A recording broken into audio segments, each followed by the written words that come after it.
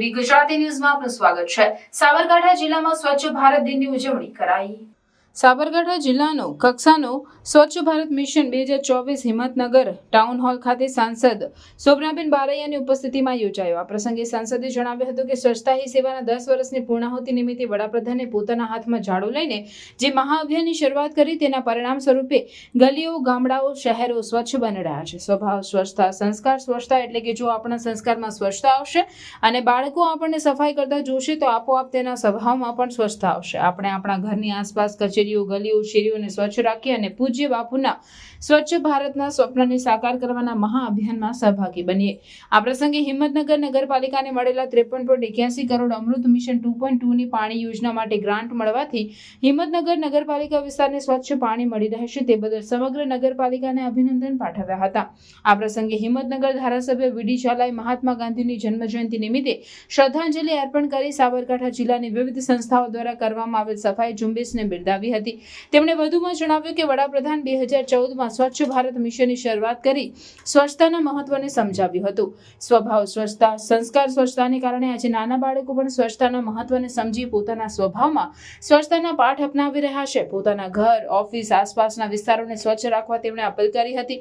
વધુમાં તેમણે જણાવ્યું કે હિંમતનગરનો વિકાસ કૂદકે ને ભૂસકે વધી રહ્યો છે। હિંમતનગરને આગામી ભવિષ્યમાં સ્વચ્છ અને નિર્મળ જળ મળી રહે તે માટે સરકાર દ્વારા 53 કરોડથી વધુના ખર્ચે પીવાના પાણીની યોજનાને મંજૂરી આપી છે, જે બદલ સૌને અભિનંદન પાઠવું છું। વધુમાં તેમણે નવા ફાયર સ્ટેશનને મંજૂરી મળતા તેનું ખાતમુહૂર્ત કરાશે તેમ જણાવી ઉમેર્યું કે જિલ્લાના છેવાડાના માનવી સુધી આ સેવા ઝડપી પહોંચે તે માટે વ્યવસ્થા કરવામાં આવી રહી છે।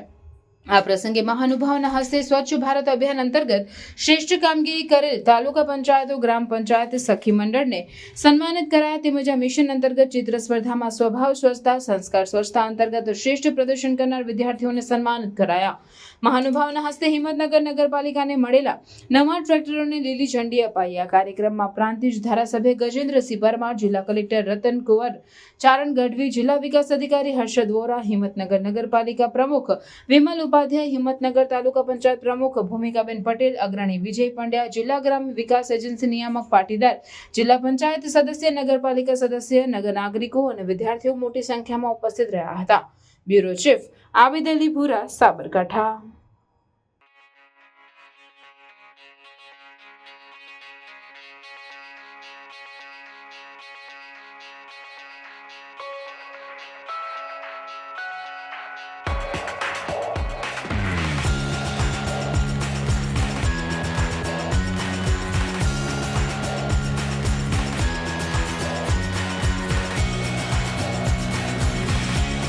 લઈને ઇનામ મેળવ્યા, રેલી સ્વરૂપે જેમણે સુંદર પ્રદર્શન કર્યું તે તમામ વિદ્યાર્થીઓ, માતાઓ, બહેનો અને યુવાનો,